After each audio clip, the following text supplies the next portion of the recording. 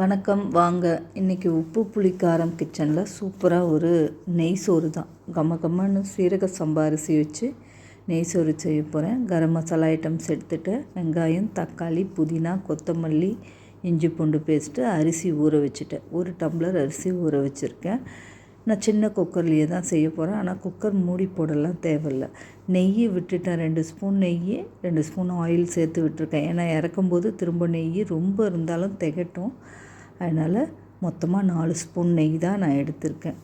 1 tumbler தான் அப்படிங்கிறதால 200 gram அரிசி தான்.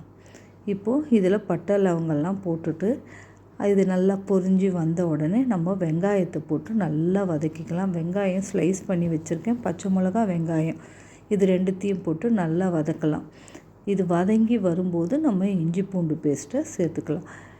எவ்வளோக்கு எவ்வளோ இந்த வெங்காயம்லாம் நல்லா வதங்குதோ அந்த அளவுக்கு டேஸ்ட்டு கொடுக்கும் இந்த சாதம்.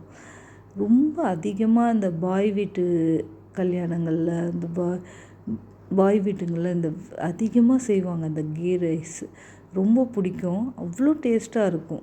அது சீரக சம்பா அரிசி சொல்லவே தேவையில்லைங்க, அவ்வளோ டேஸ்ட்டு.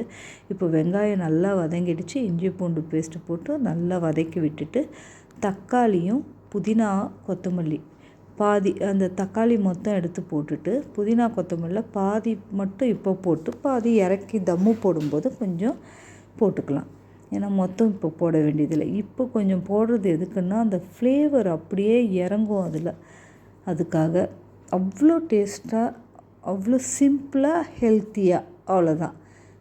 சொல்லலைன்னா இந்த ரெசிப்பியோடது குழந்தைங்கள்லேருந்து பெரியவங்க வரைக்கும் சாப்பிட்லாம். வீட்டில் செய்கிறதால எந்த ஜீரண இதுவும் பிரச்சனையே இருக்காது. அதனால தான் நெய் கூட நான் பாதி கொஞ்சம் ஆயில் சேர்த்துக்கிட்டேன்.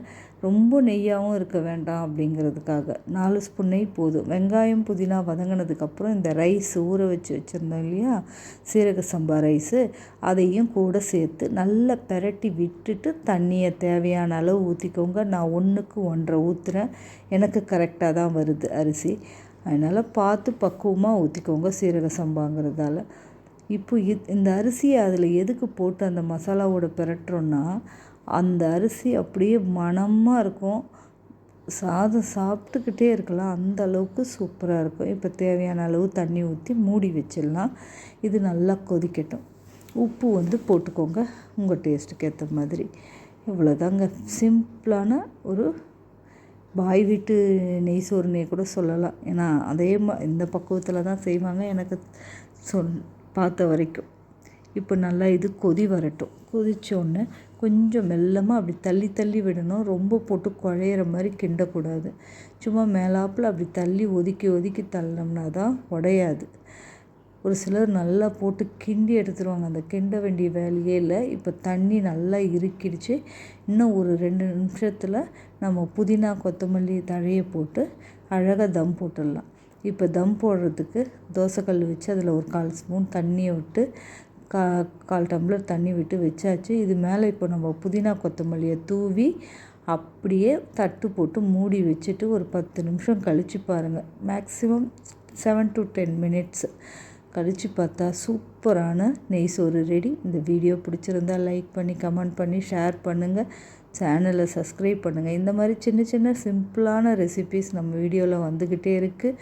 உப்பு புளி காரம் கிச்சன் சேனலை சப்ஸ்கிரைப் பண்ண மறக்காதீங்க. உங்கள் ஆதரவு என்றைக்கும் தேவை. இன்னும் நிறைய விஷயங்கள் 1 by 1 வரும். Thank you friends. பாய். ரெடி.